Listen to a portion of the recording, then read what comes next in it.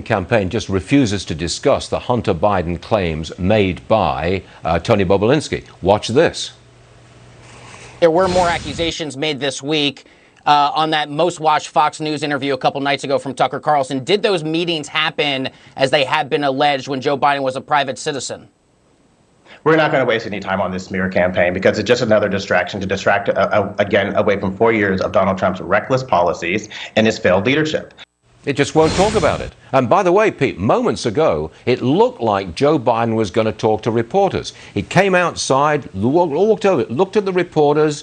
I think he may have answered one question, and then almost immediately, boom, he takes off. He's back off to his plane. That's it. No more questions from the reporters. You can't get this guy pinned down on his family's finances. You just can't. No, why would he change his strategy now? Hiding Biden, he thinks, is working for him. Could they use COVID-19 as the excuse? But the reality is he's not capable of answering questions. The way that he should, just not there.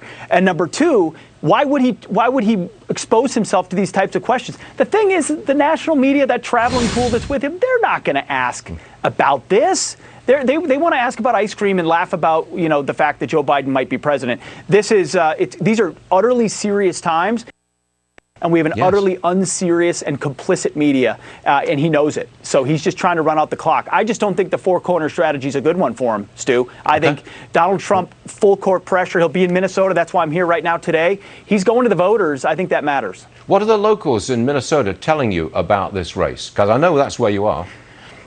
Yeah, this is Minneapolis and Minnesota is sort of a perfect microcosm of a lot of things. You've got a lockdown governor. You've got an absentee Senate candidate in Tina Smith who hopes she can win just because it's Minnesota. You got a radical attorney general in Keith Ellison.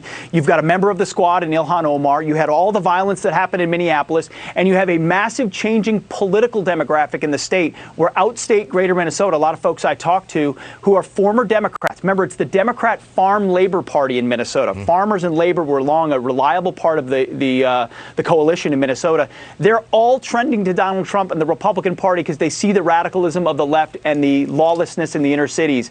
Pay attention to Minnesota. I think there is a big chance, even just as much so as Wisconsin, which has gone red in the past, that because what Minnesota's gone through of the lawlessness and because of the lockdowns, this is a state ripe for change. And that's why the president is coming here yet again this afternoon. We'll be here at that rally. We'll be covering it tomorrow morning on Fox and Friends. This is a massive potential pickup opportunity. I think the Trump folks know it. Minnesota hasn't voted for a Republican president since Richard Nixon in 1972. Just thought I might like to lay that on you, Pete. Let's see how it works out. It's true, but the Iron Range is a whole different land, and southern Minnesota totally different than they were in 1976 and beyond. And Reagan did not campaign here. If he had, he would have won. So we'll see.